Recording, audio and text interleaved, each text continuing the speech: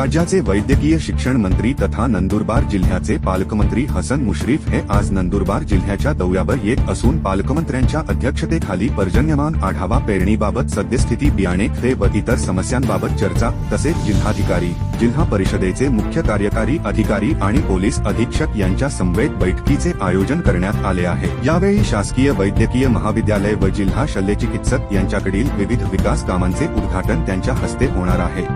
51,000च्या bag चोरी प्रकरणी जळगाव पोलिसांकडून 5 आरोपींना अटक करण्यात आली आहे। यावेळी जळगाव जिल्हा पोलीस अधीक्षक श्रीकांत धिबरे यांनी पत्रकार परिषदेत माहिती दिली। एक बॅग चोरीचा गुन्हा दाखल झाला होता 10 तारखेला। त्याच्यामध्ये यश हिरामन वटकर याची बॅग थेफ्ट म्हणजे आता हा दरोडाच आहे ऍक्च्युअली। याच्यामध्ये 5 आरोपींना आपण अटक केलेला आहे। याच्यामध्ये एकूण 51,000च्या वर रक्कम चोरीस गेली होती, म्हणजे रॉबरी आता ती डेकोटी आहे।